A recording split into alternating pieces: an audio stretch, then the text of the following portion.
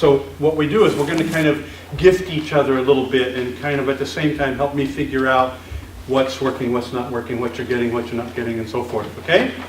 So something that you find important and valuable for you from what we've done so far. Who would like to start? Yes. The realization that these people are untransformed men or women of wisdom instead of lacking something. Okay, good. The idea that these people are untransformed men or women of wisdom. Yeah. Yeah, good. Okay. Good and loud so your colleagues can hear you. Yes.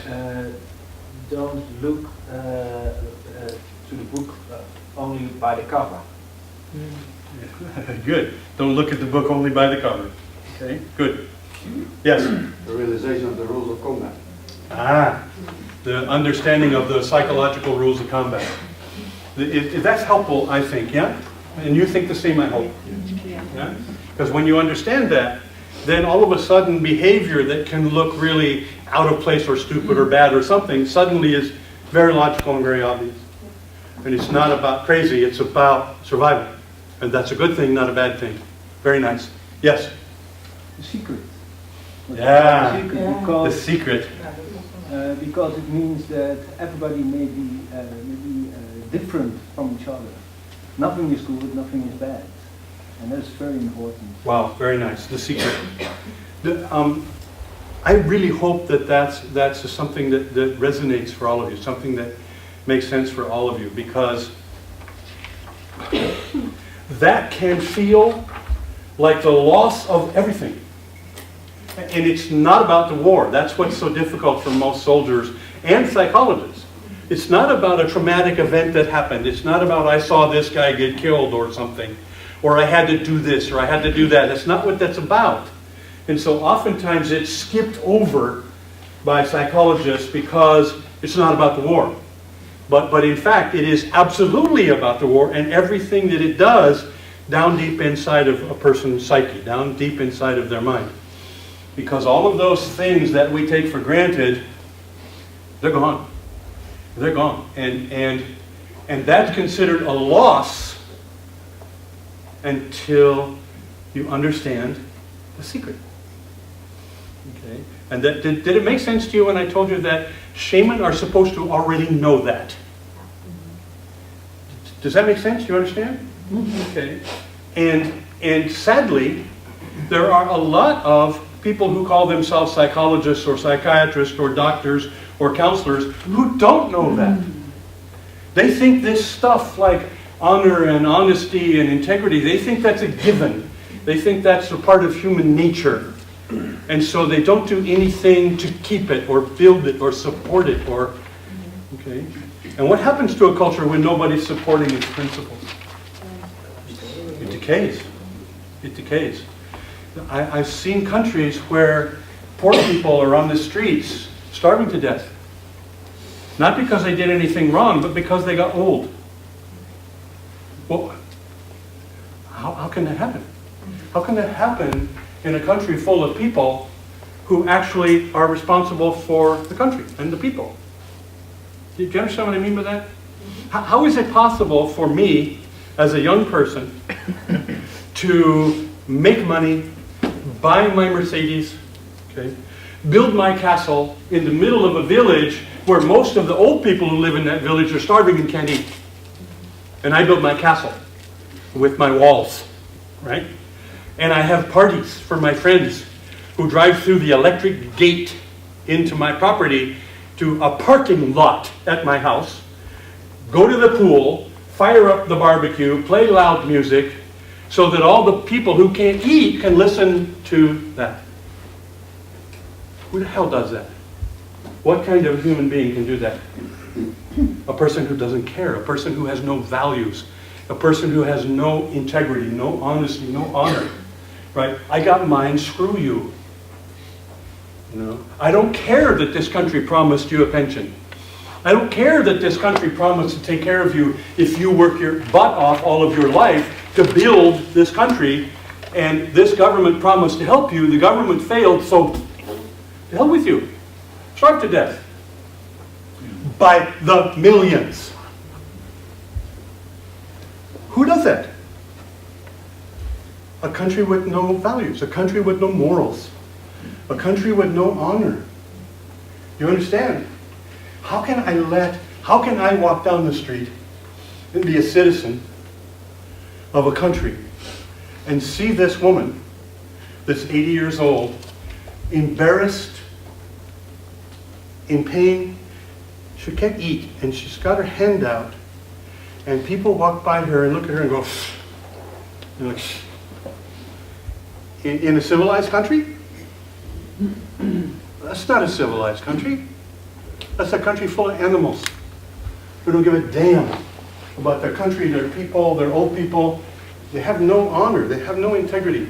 And you will be surprised how many countries right now that is happening in. Every day. Every day. Okay? I live in a country, I see kids on the street that are 10, 11, 12 years old who's huffing glue and ruining their lives. I see homeless kids underneath buildings sleeping in basements. I see drug addict kids taking the shoes off of their dead friend who just overdosed so that they can sell the shoes for another shot. I can't do that. I can't just go, ah. So I run treatment programs for drug addicts, young drug addicts and alcoholics. 4 of them. I have thousands of young people who were destined to be dead that are now happy, live, successful, having businesses, having families, and so forth. Why? Because those kids belong to me. You understand what I mean when I say that? They're not my kids, but they are my kids. Why? I live here. I'm an adult here. I'm responsible for what happens here. You see, that's what a citizen thinks. That's what a member of the society thinks. What happens here is mine. Because I live here. I am responsible for everything. You are responsible for... We are all responsible for what happens. No citizen ignores that. No citizen walks by. Okay. I can't walk by that old woman. Not in sleep that night. Do you understand what I mean? Okay, I can't do it. So I do what I can. I open treatment programs. I support my 5 or 6 beggars that are friends. Right? We have this game that we play. The old woman is begging. She has to pay a thug for that spot on the street. Right? And the thug takes most of what she gets. And she gets kopecks, pennies from people, right? So if she can get what we would call €2 a night, she would be in heaven, but she gives at least one of those to the thug who lets her work there, right? Maybe more.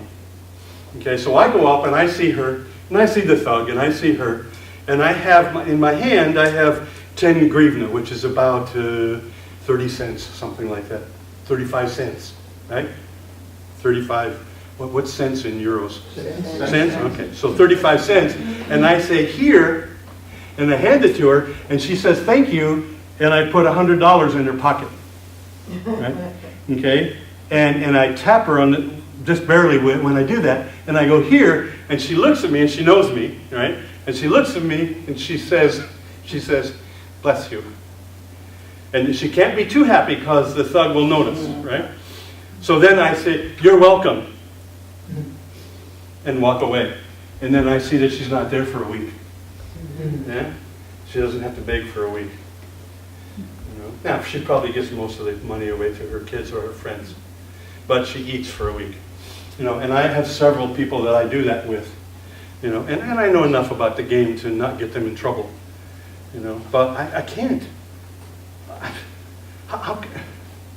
Does this make sense what I'm saying? No. Okay, this is called integrity. It doesn't. No. Is it your plan to save the world in this way? Or, Hell yes. Or, One person at a do time. you want to feel better yourself, or what's No, I'm responsible for that person. Why? I'm a citizen. Yeah, but look around you, there's so many citizens. And most of them don't give a damn. Mm-hmm. Does that mean it's okay for me not to give a I damn? don't know what the No, rules I'm just are asking. still there. Okay, so in my mind, I am absolutely responsible for one person for sure. Yep. Okay, and I have my values and my things that I believe in because I think they're worth believing in. And I'm not going to say because they don't do it, I won't do it. If they don't, maybe if I do it and if somebody else finds out about it, maybe they'll do it too. And if I have 1,000 drug addicts that are now successful and happy, they're doing it too. And then they're doing it, and then they're doing it. And if I can, if me and you, and other people like you, we start doing that, we start being responsible citizens in the country that we're in, then at least a few people are behaving as if they actually care about what goes on around them. Because what do we know about the best cultures in history? They decline. Unless... Well, there was a question, do you know any civilizations that hasn't declined? Right. Probably not. Some of them, the best civilizations, declined with help. Meaning the American Indians, for example.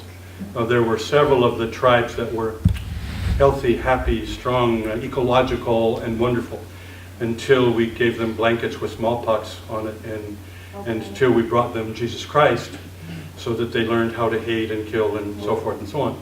So there was a lot of times when some of the ancient people and some of the tribal people have had this incredibly beautiful civilizations for 800 years, 1,000 years, and then we help them get civilized. And most of the time, we help them get civilized from cultures that are decaying. And then, of course, what happens to them?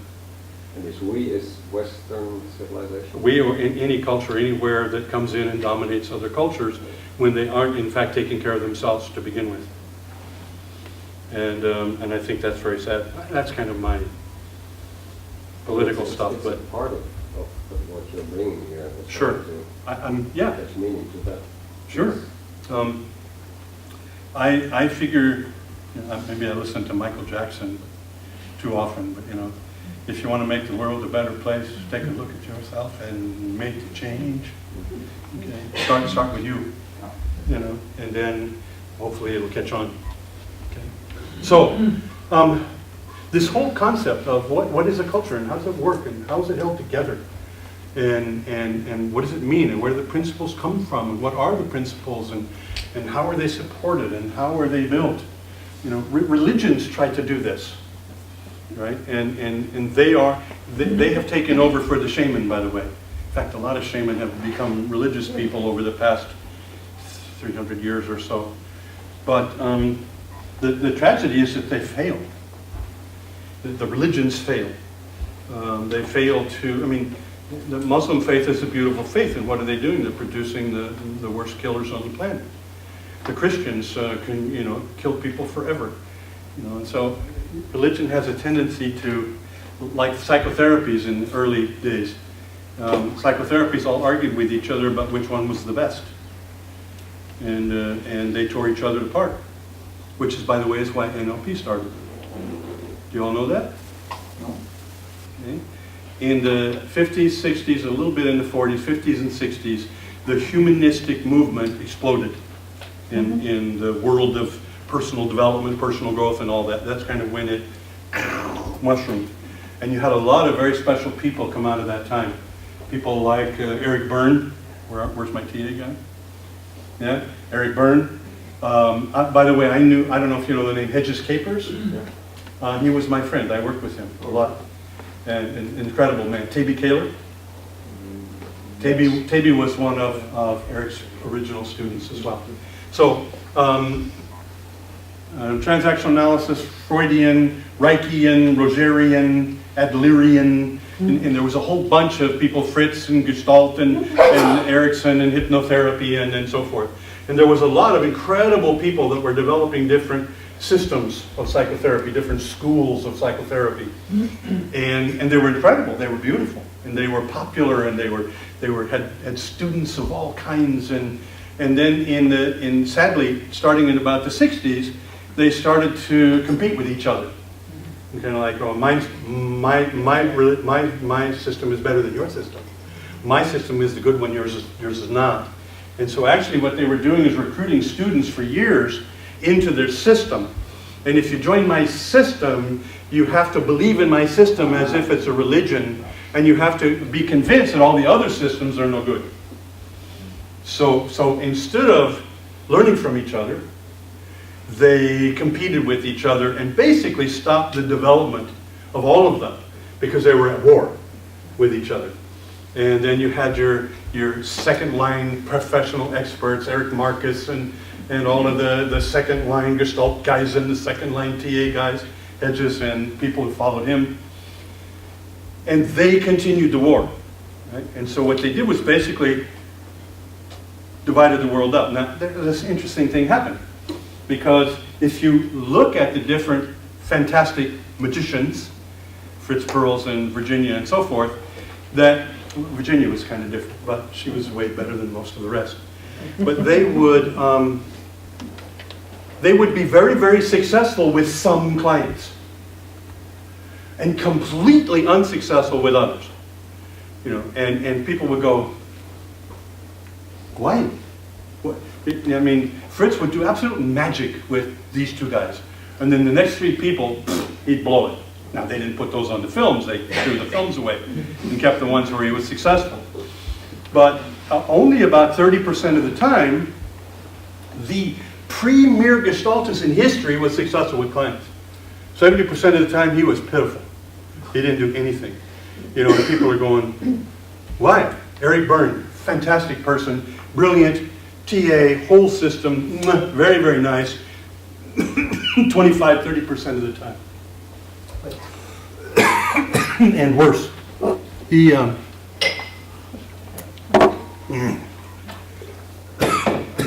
Rescue. Thank you, Donna. Thank you.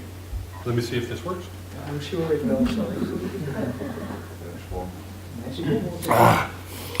Fuel for talking.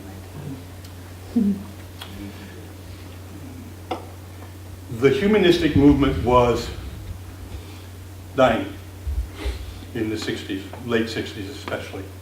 Dying meaning was more involved in the war than they were in helping people.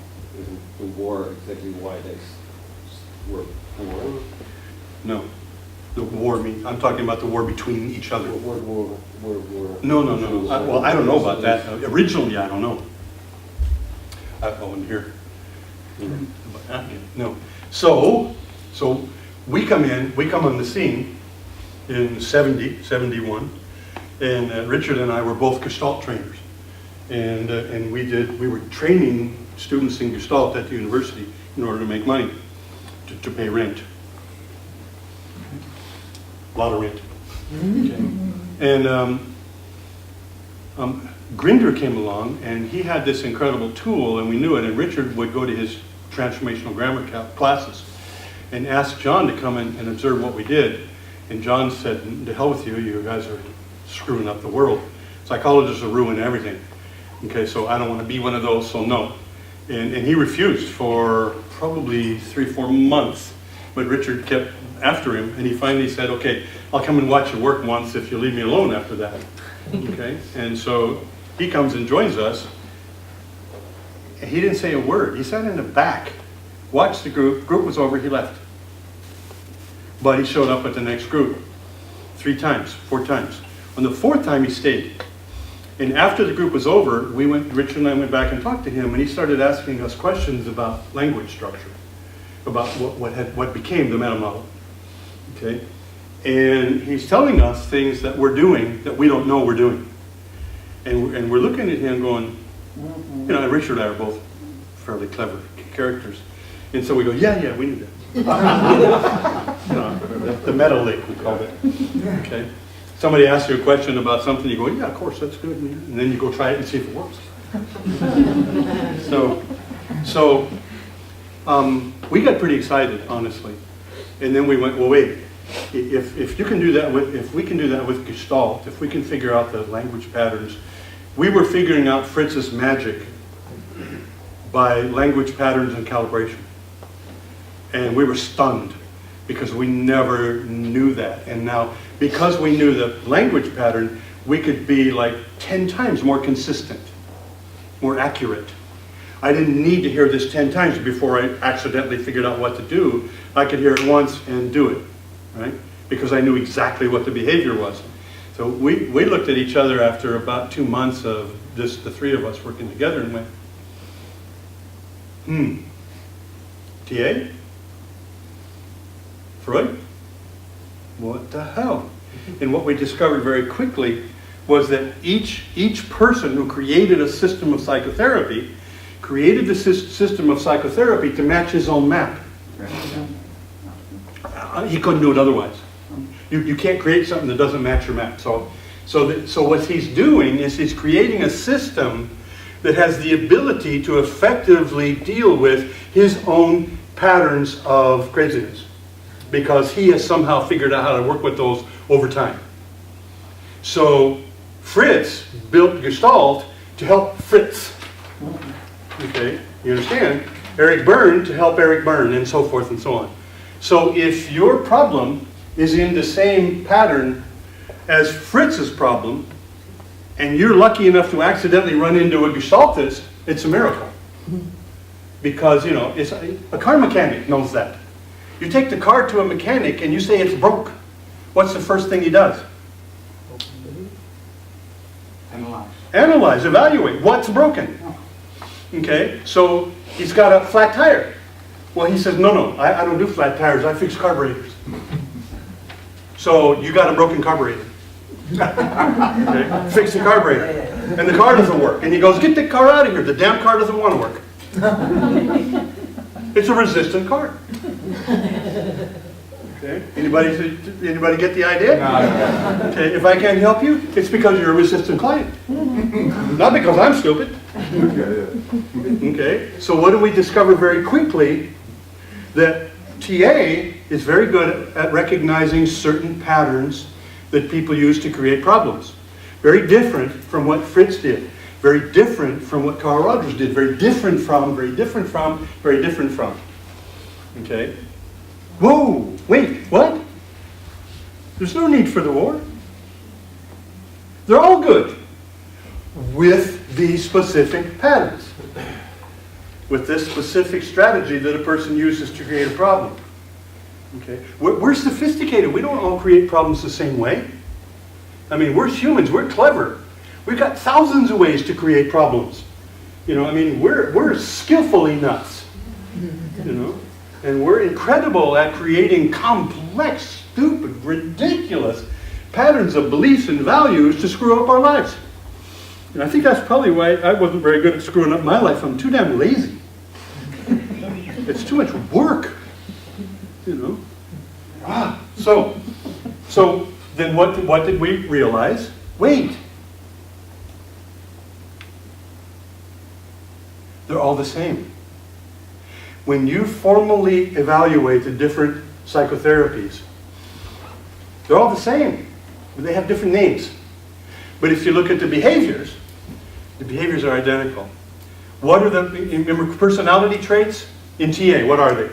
The personality traits. They have names for them. They are parent, adult, and child. Okay, parent, adult, and child. Okay, well, guys, anybody know what rep systems are? What are those three rep systems? Parent, visual. Okay, adult, digital.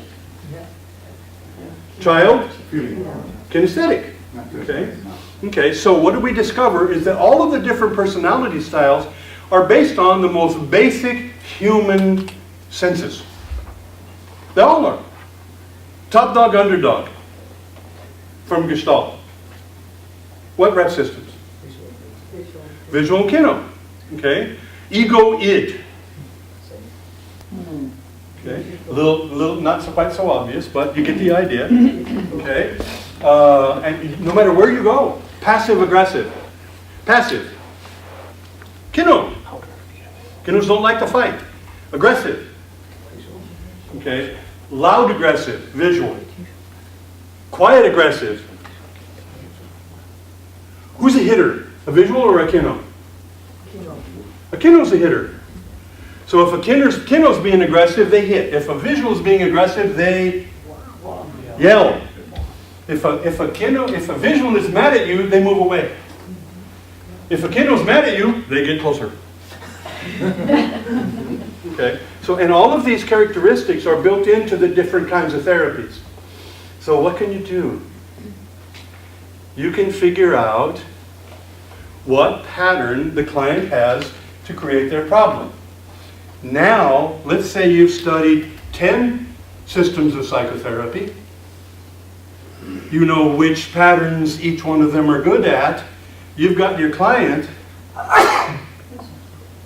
What do? Pick the form of therapy that fits the client.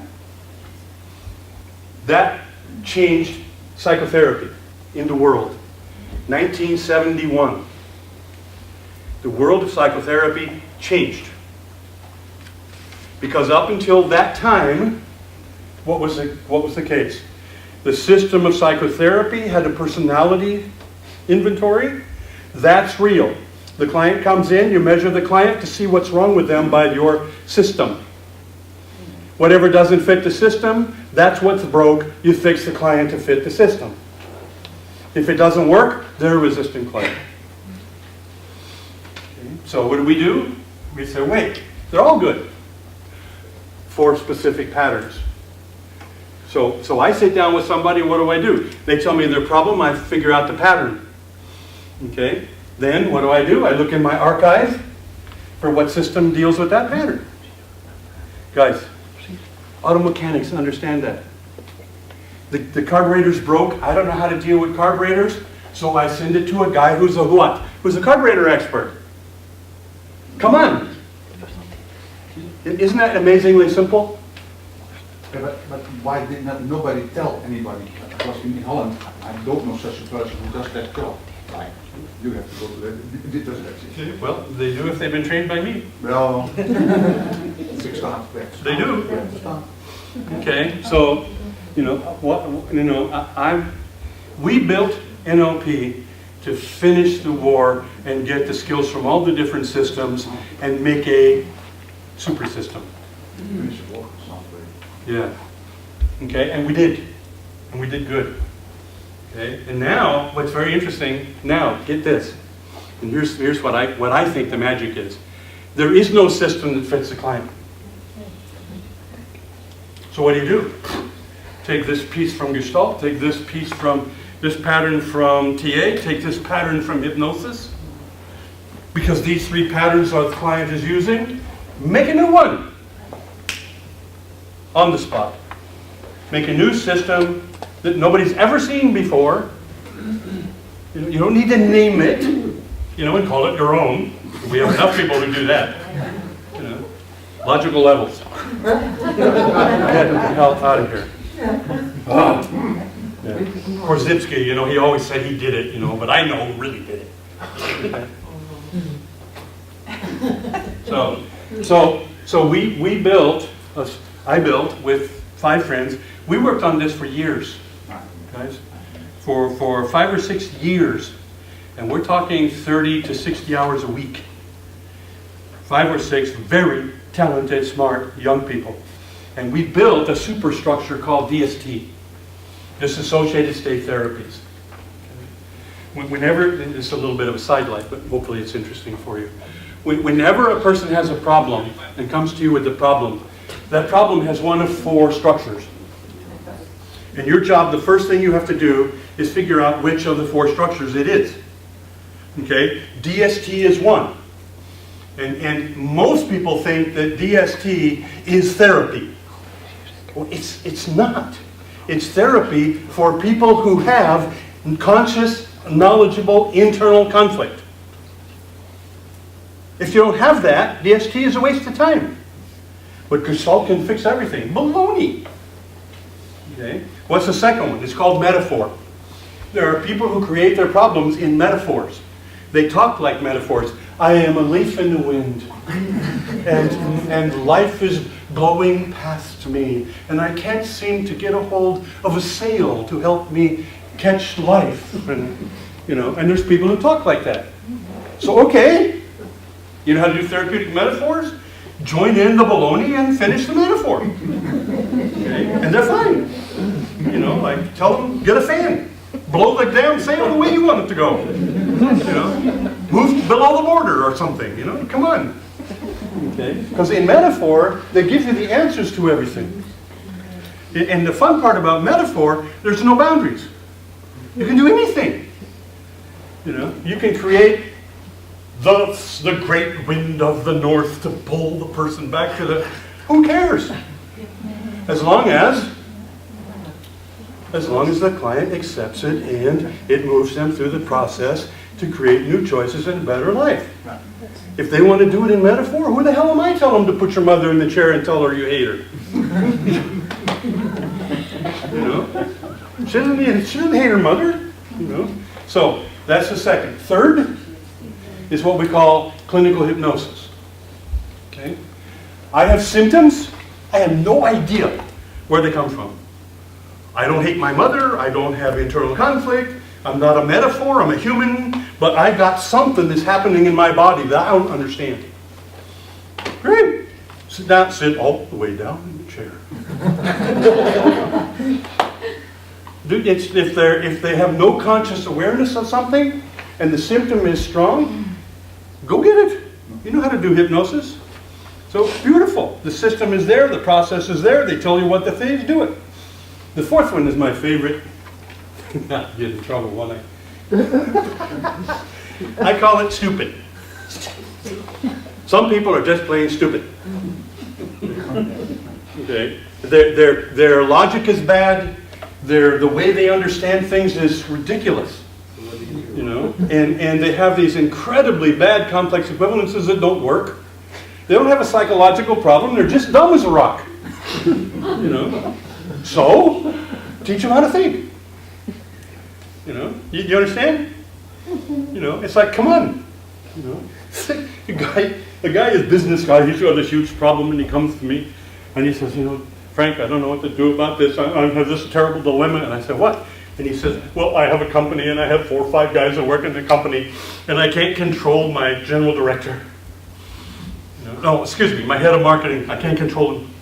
And you know, and I go, fire him. Okay, next. You know? And he goes, well, yeah, I know, but I can't fire him. And I said, why not? He said, because he's a co-owner. You know? And I said, so your co-owner, does he have majority or you do? And he goes, no, we're equal partners. Equal. They say, equal, you created a company with equal partners. Yeah, right? Yeah. Nobody does that. Come on. If you have equal partners, you don't have a company, you have a marriage. Yeah. You know, and you know how marriages work. So number one, he has an equal partner. I said, what's your position? Well, I'm the director of the company. So wait, your equal partner is your employee. Yeah. I said, you asked for trouble. You know, that doesn't work. You know, and he goes, well, I said, you know, but so either sell the company to him or buy the company from him or kill the company and make a new one and don't hire the guy. You know, and he goes, well, yeah, I could do that, but he's my friend. And I'm going, I grew up with him. We've known each other since we were 3 years old.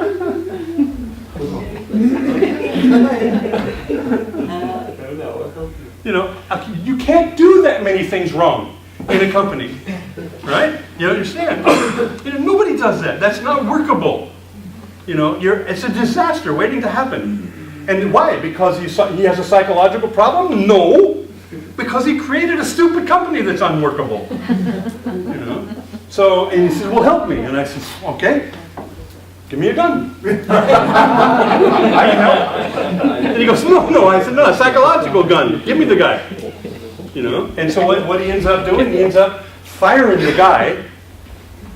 You know, and just physically, aggressively firing the guy, forgetting the friendship, and then making the guy either do the job as the head of marketing or fire him is do the job as a co-owner. That's a job. Yeah. Okay, that has responsibilities, rights, privileges, rules, and so forth. That's a different position in the company. Okay, do that job. If he doesn't do that job, then either close the company or sell the company or get somebody in there that can actually do something. So you want to build a company, here's the rules for building a company. Does he have a psychological problem? No, he's a nice guy. He's comfortable, he's happy, he's okay. He just has a company that's a piece of crap. You know? Do you understand? Does he have a psychological problem? You know, I don't know. If he does, it wasn't demonstrated in his behavior. He's comfortable, he's happy, he's skilled, he's actually got a very good potential company. He just can't get the thing to do what he wants. Okay? So those are the, is that interesting, guys? Four styles. Okay?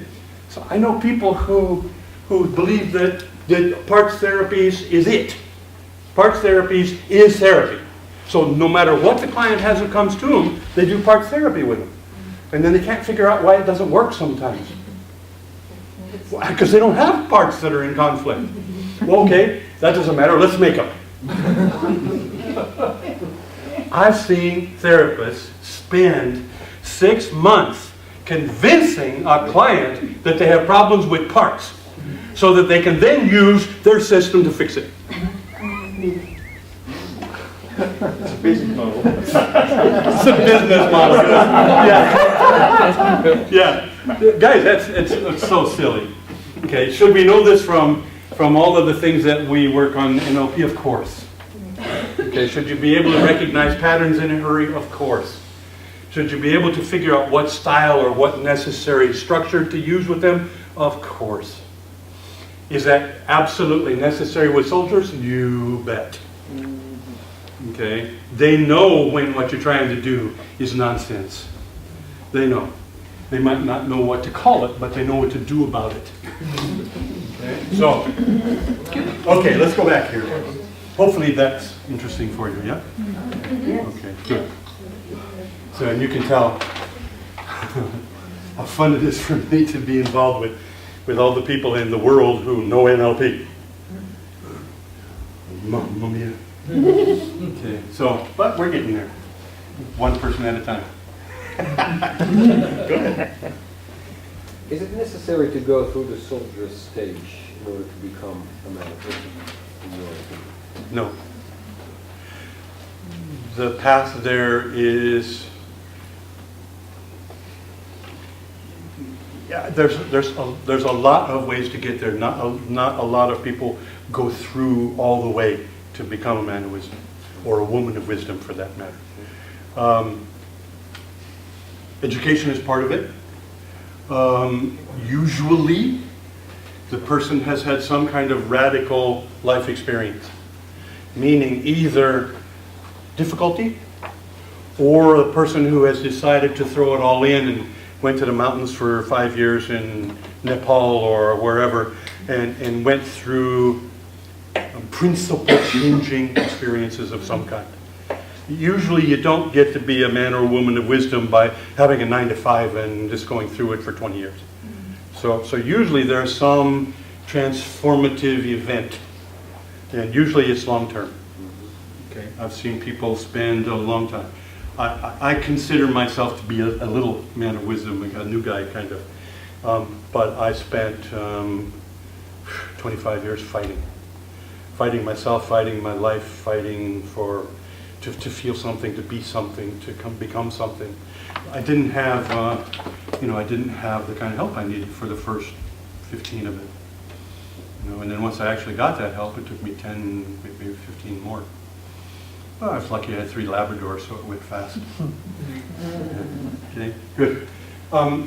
It took me a long time to get comfortable with the idea that I can't be human, and to accept that. And because I constantly tried to have the feelings and the reactions that people had to things, and I just don't. And the things that a lot of people think are important, I don't care about. And so sometimes I have to, I'm telling you too much, but sometimes I have to play like I really care about something because it's important to the other person, when in fact I could care less.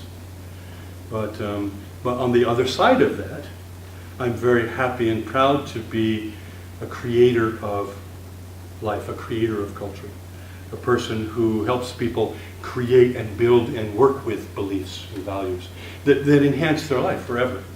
I've got I'm very lucky. I have thousands of drug addicts in 4 different countries that are my kids, my family, my friends, the people that I love completely and I interact with and I care with, and they're like my people in a sense. We're talking like a real human. Thanks. That's very nice to hear. But yeah, I we slow. You'll get it now.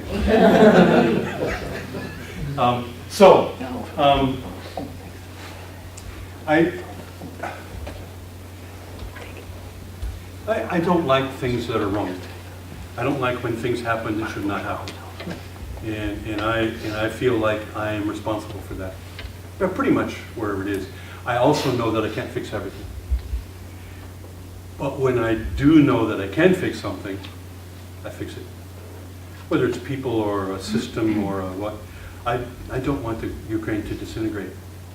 It's a good country, good people, and they have the right to have their culture and their country and so forth. And if we don't do a good job, that the country will cease to exist in 5 to 10 years, and that would be a tragedy. It really would. And so, if I end up being the one who's the catalyst for saving that country, I'll be proud. I'll be happy. Right now, me and the 15 NLP people that are working hard, and especially my 3 trainers that are putting in lots of hours, all of it gratis, no payment whatsoever, we're turning it around. Slowly, but we're doing it. Do you think that we Europeans should also stand up and save Europe in the way you are nationalistically trying to save Ukraine?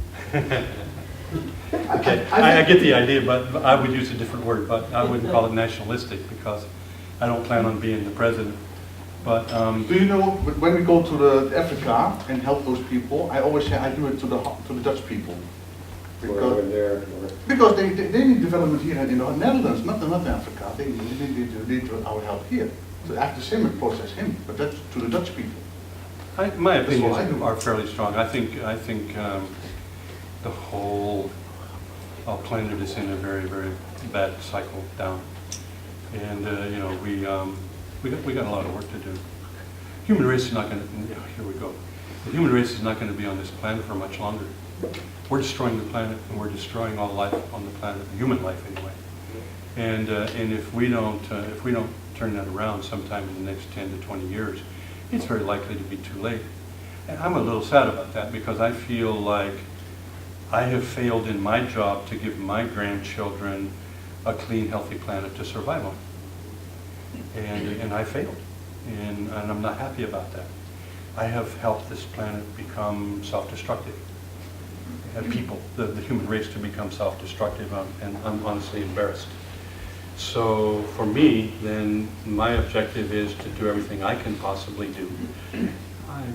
I'm not happy with the level and the numbers and so forth. In my mind, I should be having 100 million people understanding what needs to happen instead of 100,000. And I've been involved with a lot of people over the period of 40 years, and that's, for me, that's not enough. And I look around the world, and I'm I don't know, optimist maybe is the wrong word, but I have a goal, and the goal is for Meta International to become the center of the NLP movement in the world. And if you think about NLP, we have NLP trained people in almost every country in the world. We have NLP trained people at almost every different level in every different country in the world, from governmental level to worker level to religious level to okay. One of the things that's so damaging to the human race is we don't have people in the right place with the right skills and the right principles to affect governments and religions and countries and so forth in a way that is helpful to the human race. It's not happening, okay? And why? It's very simple. Because either they don't have the skills, or they have the wrong philosophy, my way's better than your way, or they don't have the positions, they're not, you know, I mean, there's not enough of them, they're not in the right places, right? And so all of the groups that have tried, religion, governments, movements, and so forth, they all fail because they have one or more of those three things is missing. Mostly it's skills. Okay, you get people in a certain position and they really want to do good, but they don't know what the hell to do. And so they fail. So they fail. Think of the NLP people. We have position, we have skills, we have everything. We have principles, motivation. I'll show you the principles in just a moment. We have all of that. The only thing we don't have is the fourth key, and that's organization. Interesting? Okay. Nobody is organizing all of those people so that their efforts lead in the same direction. Now, what I know is there are NLP people all over this planet that are doing beautiful, beautiful things. Running schools, saving orphans, creating development in governments, working with everything you can imagine. Drug addicts, children, school systems. There are NLP people at different levels in different countries all over the world doing really good things. And nobody knows about it. You know, I know about 2 or 3, you know about 1 or 2, you know about. Wait, what if the program you're running in Pakistan that is incredible in the way it helps school children at certain ages excel and learn principles and values in their lives and so forth, and you're doing an incredible job. What if the information about your project was on access to all of the NLP people in the world? And so here's a guy in Bolivia, or a guy in America, or a guy in someplace else who really wants to do something like that and doesn't know how. Right? So what's he see on the Meta International site, or the whatever that site is? What's he see? He sees a write-up, an exposition, maybe with video and so forth, of how to do that. He goes, oh my God. And then he contacts you. And he goes to your program and he helps you for 6 months in order to learn. And you teach him and so forth. And now there's one here. And now there's one there. And now there's one there. And now there's one there. And now there's one there. Where the NLP people who are doing miracles already are starting to help other people figure out how to do the same miracles in countries all over the world. Okay? And then what do they have? They have the skills. They have the principles. And they have the opportunity. They have the position. The only thing they don't have is a central organization moving information between them. Moving information between them. And that's what I want to do. I want to create that organization. I've already created it. And it's already beginning. But I want that organization to be, it's not a place where you're going to give me money. It's a place where you're going to meet other NLP people and find out what other wonderful things NLP people are doing all over the world. And you want to know about it?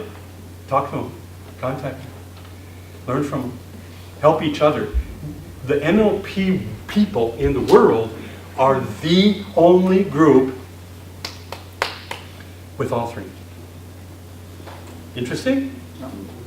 I like that. Now for me, if all the only thing that's missing is organization, I'm ready for that. I can do that. Some of these I can't do, but that I can do. And so I want to do that. I very much want to do that. The people in the Ukraine are already involved in that, and they're helping. And guys, you know how much I love you for what's happening there and what you're doing. And you guys are saving a country. And you're going to be an example for so many people for so long to come. You're super. And I'm proud of you, and I thank you for that. Fantastic. So, excuse me, a little commercial. So, what are we? What's about break time? What do we do? So whatever you want, if you want to break now, it's okay. We work till 5 if it's okay with you. Okay, till 5. Yeah, if you wanted to go until 6. 6, 7, It's 8. possible. Okay, one kidding. I've got all weekend. Good. Okay. The assumption, the direction, your belief, your understanding about what's happening. What are some of the, what do you think the gifts of war are? What are some of the gifts? Kills the ego of men. Okay, kills the ego of men, meaning Or they don't have, it just doesn't disturb them anymore in their development. Okay, cool. I like that. I get the idea. Hopefully the other people understand that. Come on, give some more. Observational skills. Observation skills, to your toes, absolutely. Can those observation skills help you in the future? Absolutely. Soldiers can teach us who are not soldiers. Can they teach us how to observe? Oh my God. Yes, they can. If they decide to believe in you. If they decide. Yes. Elaine, you were going to say? Oh, I forgot that. Okay, good. Somebody else? Yeah, teamwork. They have to work together. They can't Okay. do it on their own. They know what it means to trust somebody with their life. Oh, honesty, I would know. Honesty, oh, honest, direct communication. Okay, that's, No games. for them it was absolutely necessary. Alertness. Alertness. Yes, exactly. Alertness, he says. The paying attention to the things that are around you. I go into a restaurant with 8 people, right? While we're eating, the restaurant was robbed, right? I was the only one at the table who knew it, right?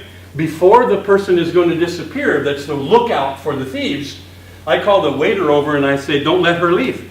She leaves, all your artwork is gone. It's in a truck out in the alley. And the drivers are going to come around to the front and pick her up. And he goes, what? And I go, yeah, you let her leave and everything's gone. This restaurant had really expensive artwork in it. And her and 2 guys emptied the whole back of the building during dinner. They figured out how to get out the fire door without the fire alarm going off in the back. Right? So they filled the truck with very, very expensive art. I watched the whole thing. You know, and ate, right? You know. and so afterwards the guy comes, he goes, what? And I said, you call the cops and tell her that her check will be ready in just a minute and let the cops give her her check. Right? So it's America, so the cops got there in 5 minutes. Right? And so the cops come in, he tells the cops, they point at me, great, so now the woman knows who I am. Okay? At that point I didn't care. So the 2 cops go over and she turns white. Okay, and they took her out in cuffs, right? About 2 hours later, the truck pulls up to the front door. The waiters all go out and start bringing the artwork back in. Okay? And all 8 of us ate for nothing. And I'm sitting there the whole time, and I'm with all these people, and they're like, guys, you know. I know everybody who's in the restaurant. I know what they're talking about. I know what relationship they have. I know, whether they like each other or not. You know the terrible joke about that. You can always tell when a married couple is in a restaurant. They're the only 2 people in the place not talking to each other. Terrible. I know it. I'm only kidding. Don't worry. Okay, so I observe everything, always. And I am very alert. I still have trouble with people behind me on the sidewalk. When you're walking on the street, and I can tell when somebody's catching me, because I can hear the rhythm of their steps and it's getting a little bit louder. I can't do it. I step off and go ahead. Oh. Somebody's following you close in the situation I came from and you're dead. Because if 2 people get close, that's like, thank you very much. The bad guys will kiss you while they kill you both. If they kill one, the others get them. But they get the group. Whoa. So, yes, next. What else? Knowing you can change, be a change. Knowing you can... Be the change in a situation. Knowing you can be replaced? No, change. Being a change. So... Making a difference. Making a change for sure. Got it. Yes, absolutely. Yes. I had adapt to situations. Adapt. Fast. Yes. Yep. Pay attention, look, observe, make a decision, act. And you can do that fast. Yes. No, there's a lot of things going through my mind, but Okay. it's gifts in Okay. a certain way. Good. Okay. The idea is that, yes. Surviving? Boy, absolute trust in my ability and your ability to endure anything and get through it. I have a profound belief in you. I know what you can do. I know what you can endure. I know what you can do when you have to. I watched kids, 17 years old. We entered a rice paddy, died at dusk during the monsoons. The water is about this deep, the mud is this deep. We're told to cross from one place to another. Simple, it's only about 2,000 yards, right? But if we go around, it's all full of booby traps in the dark. No, stupid. You're going to lose 2 or 3 people. Well, we have to get to the other side. So we go, okay, let's cross. Black, sticky, oozy mud, this deep, right? Water up to here. You got about 50 pounds of equipment, right? And your rifles and the whole thing. It's pitch black. You can see nothing, right? And you have to keep your finger on the man in front of you. Because if you lose him, you and everybody behind you is dead. So you have to, and only one guy in the front has a compass that he's looking at, and he's leading the way. And he loses his way, you all die anyway. You can't holler, you can't scream, you can't make a sound, you can't light a light. Because if you make a sound, you become a bunch of bobbing heads in a shooting gallery. You understand? You make it, if they see us in the rice paddy, we're in trouble. Huge, I mean, everybody's dead.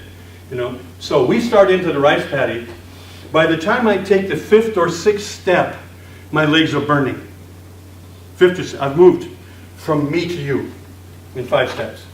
I have another 1,999.5 steps to take, right? Wish it was steps, right? So by the time I'm in the rice paddy for 30 minutes, the agony, physical agony is so bad that I'm worried about being insane. Insane. Because I can't make a sound and I got to keep going, and the guys behind me are depending on me to keep touch, right? Or they die. If it was me, I'd have died for sure and said enough. If you stop moving, you drown because you sink and drown.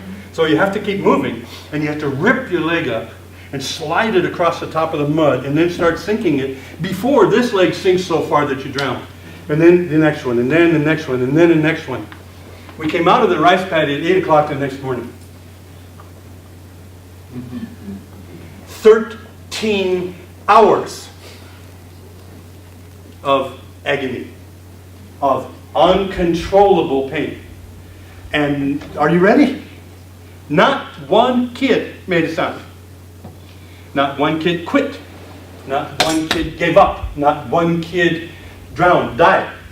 They just did it all night long. I was the old guy. I was 20. They called me Grandpa when I first got there, right? I was the old guy because I was the doctor, right? Those kids, I didn't know I wasn't. I was so close to insane for 10, 12 hours that I can't even, I don't have any idea how we did that, right? So we crawl out of the mud at 8 o'clock the next morning. And we're laying in the mud. Leeches all over us. You know, I don't know if you've ever had 25 leeches on you at the same time. And each one of them is about this long and about that big around. And they're just hanging, right? And in all your places. Okay? And you can't pull them off. Because if you pull them off, even if you can pull them off, you'll bleed for days. You have to burn them off. Or we had chemical insect repellent. And you could squirt a little bit on them, and they would pull out because they didn't like it, right? Or else you get a cigarette and you just get it close to them, and they'll feel the heat and they'll pull out. Because if you pull them off, the little sticker they have that has an anticoagulant on it stays, and you'll bleed for days. Well, you got 25 of those, and you're bleeding from 25 places for days. You're not going to do well, you know. So we crawl out, and we're laying there, and we're toast. We are done. And I heard the radio.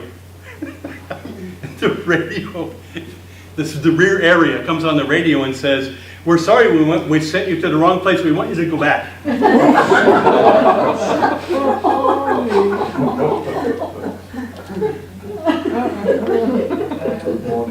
The lieutenant that was with us, he didn't need the radio to assist him with his answer. We were only about 70 miles from the rear area, and I'm sure they heard him. And he used the proverbial 2-word phrase that Yeah. Americans have, to demonstrate his desire not to move. We laid there in the mud and slept for 8 hours, 10 hours, didn't move a mountain. And then when we finally moved, we moved during the day and we went around. Because going back across that rice paddy dike, no way. No shots, nobody shooting, no war, no nothing, just another day. And so I know what you can do. I know what you can do. I know what you can endure. And every one of you would be in there, and every one of you would survive that, and every one of you would come out of the other end as close to insane as you could possibly be, but you would make it. Because you make it for your brothers and sisters. You make it for the people that are depending on you to keep them alive. For yourself, I don't know if any one of us could have done that alone. So the strongest one is the last one. Yeah, it's crazy. It's absolutely crazy. So, can you endure? Can you do? Can you survive? Hell yes. Now, when I'm with a client, and the client's being pitiful, inside of me, I'm smiling. Because I'm going, you have no idea what you can do, brother. You can talk pitiful all you want, but I know who you are. I know what you can do. So I have profound belief in the people I work with. You understand? And that's a gift I got from war. And I like it. Because I believe in you. Absolutely. And I believe what you can accomplish. And I know what you can endure. And I know what you can become. I know. And I watch you. And I watch people just like you. And I see people just be incredible. And so that's a gift I got from war. Another gift. Come on. No hesitation. Well, do not wait. I'm standing on the corner in Odessa, and there's about 3 people waiting to cross the street, and there's a car coming pretty quick, right? And a kid runs between us, right? And he's dead. And as he ran by, I noticed I caught him by the collar and lifted him up, and the car went, yoop. Now, if I wait, he's dead.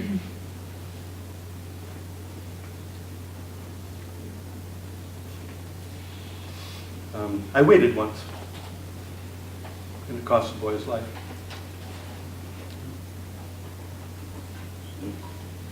And I promised him I will never wait again. Never. And I don't. When it's time to go, I go. And sometimes people might say I'm a little bit overreactive, but when it's time to do something, I do it. I've saved 4 or 5 lives since the war, just in normal day-to-day things. Because when it's time to act, I'm acting, and I'm not standing there and watch that kid turn into a hamburger. No. And so I see something happen, I got him. And I sent him back, and the mother was crying. And I'm going, there you go. And then we walk across the street. No, I'm not waiting. And Which role does humor play in war, and does it play a role in well, good for you. Very nice. We're not there yet, but we can certainly talk about that. He said, what role does humor play in the war? And in your therapy? Huh? And in your work? In my work, a lot, because I play and laugh a lot with the soldiers. And we will laugh about some horrible things. A little bit of gallows humor sometimes can open the door that nothing else can. And so I use it a lot. Okay, a lot. And it's a very good lead-in. I owe you money for that one. Okay.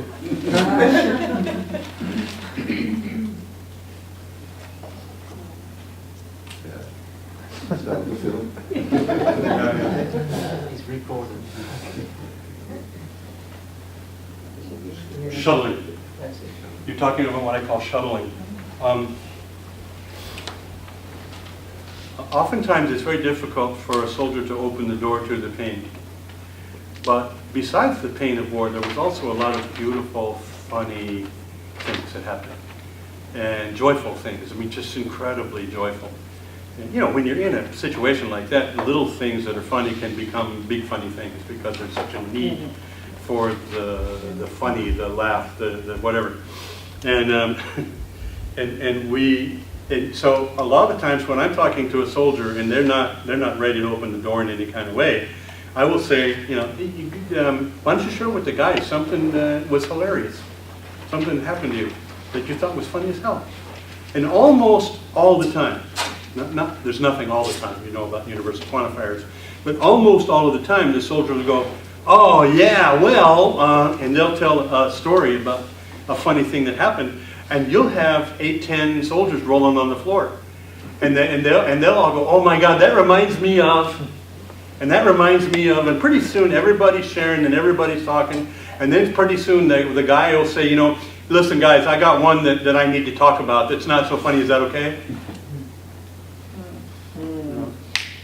And the shuttling, you go in and out, you know, funny and back, funny and back, funny and back, not so funny and back. Sometimes you open a heavy duty door for 1 minute, and then you go, let's stop with that for a bit. I mean, you're beautiful and you're doing good, and let's let that set for a little bit, and then you go on to a funny here or another guy or whatever. So you help the guy. You know what pressure cookers are, right? Okay. You know how when the pressure's really high, you just can't take the top off. But usually they have a valve, right? And that valve helps you do what? Release pressure. Humor does that. It's beautiful. Great idea. Great question. And it's fun. It's fun as hell. Yeah. I'll before we take a break, I'll give you, if you want, a humorous event from my war. Interesting? Because this is the kind of things you'll hear. They're hilarious. You know, a little bit gallows humor, so bear with me. You know what I mean by that? Gallows humor? Okay, good. So not quite, but close. So we're going through a village in the morning. We're going on patrol up in the mountains, and we know this village pretty well. And these people, there's about 18 people in a little village, grass huts. I mean, mud floors, everything, right? And these people are starving. So we make a deal with them.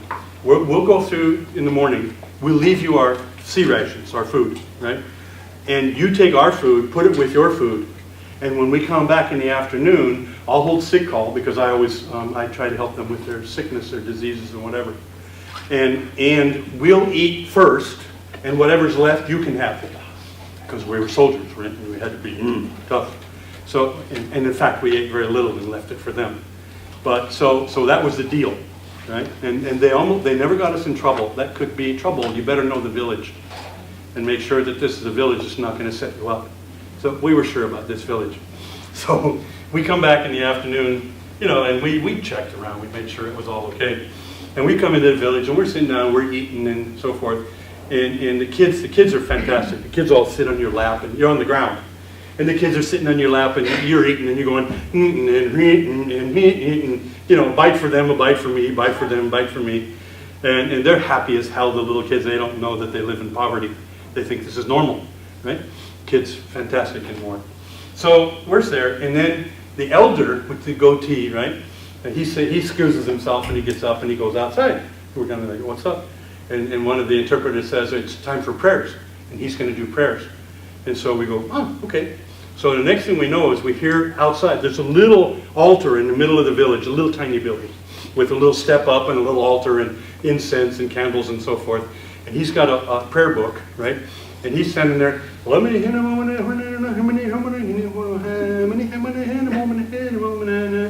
got a little boy with him. And the little boy's got a little drum. And he's going, ting, ting, ting, ting, ting, ting, ting. And the old man's chanting to the drum.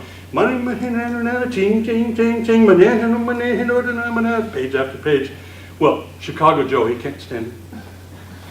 Right? And he's this guy from Chicago who's got rhythm in every toe in his body, in every part of his body. So he goes out, and he's watching the old man. You know, and I'm looking at him through the door, and I'm looking at, don't, and he goes, and he takes off his helmet, and he pulls out his bayonet, and he starts going, toom, toom, toom, toom, toom, toom, toom, and the little boys, ding, ding, ding, ding, toom, toom, toom, toom, and the old man, he won't stop. He can't stop until he finishes prayers, right? And he's got like 30 pages left. And Chicago Joe's out the toom, ting, ting, the toom, ting, toom, ting, toom, ting, toom. You know, this ting, ting, ting on his helmet. Well, Big Will. Big Will can't stand this. He's from Chicago also. A big black guy, wonderful guy, machine gunner, right? He's so big and so strong, he picks up a machine gun by the muzzle, and it looks like he's got a little toy gun in his hand. I mean, this guy is fantastic. And he was my savior many, many times. So Big Will goes out, and he's like, yeah. And he goes, what the hell? And he goes around, and he gets to the side of the building, and the side of the building is this plywood stuff, right? And he tries, and he goes, toom, ba-boom, toom, ba-boom. He goes, hell yes, ba-boom, toom, boom, boom, ding, ding, ding, ding, ding, ding, ding, ding, ding, ding, ding, ding, and the old man's, you know, and the little boy can't stand it. The little boy's going, ding, ding, ding, ding, ding, ding, ding, ding, ding, ding, ding, and the old man looks at the kid, whoop! The kid's going, and Chicago Joe and Big Will are out there pounding. Okay, within 10 minutes, every single Marine, all 10 of them are out there playing a different instrument and dancing all around the thing. The villagers come out there and like, oh my God. Right? And so, but they can't stand it. Pretty soon they're going. So there's like 25 of us standing around this little old man. The little boy, he's hell with it. He's like, he's not paying attention to the old man anymore. And so finally, the old man finishes his last page and slams the book shut. Right? And we're all looking at his back. And like all 25 of us are like, oh boy, we're going to catch hell. You know, we're like, wait, what's he going to do? What's he going to do? Not a sound. All of a sudden, it all stopped, right? And the Marines are standing there like, oh shit, catch hell. Like from daddy, right? And the guy's standing there like for a minute and he doesn't move. The little boy's like, oh God, here we go. So then he turns around and he looks at everybody and he does this.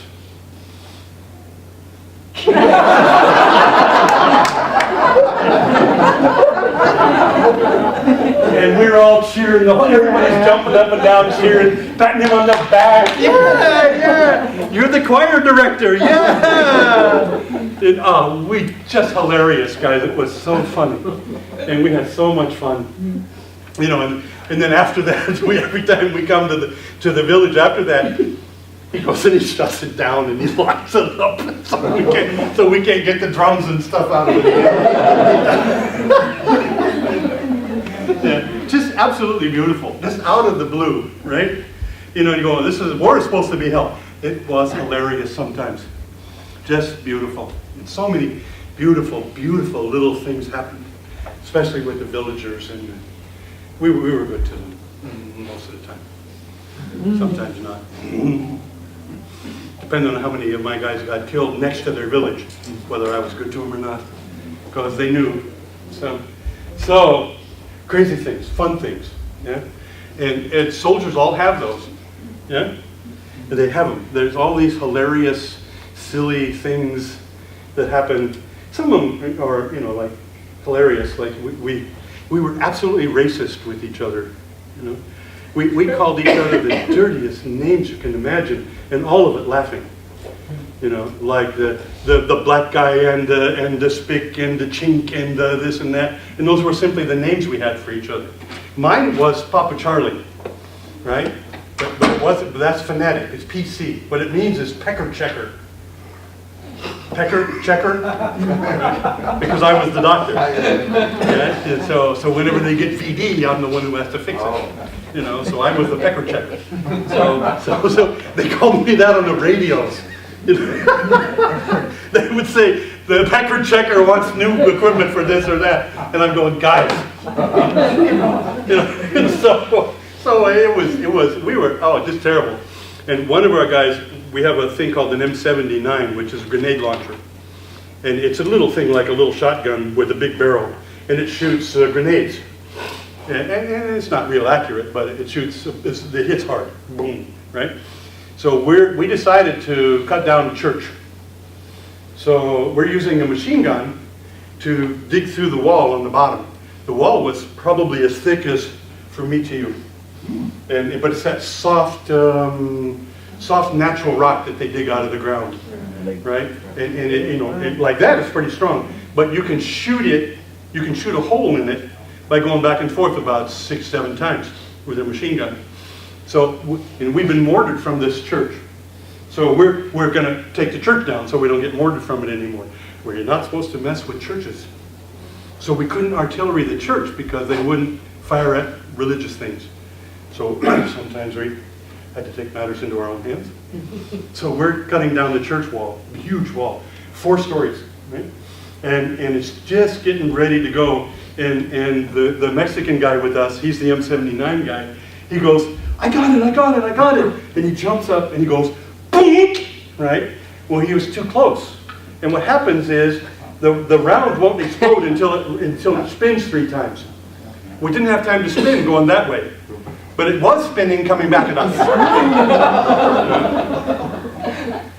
So we're all, ah! And we're diving in every direction. The round lands between us, goes off, and he's looking at us, and we all look at each other, and we all look at him, and he goes, guys, no.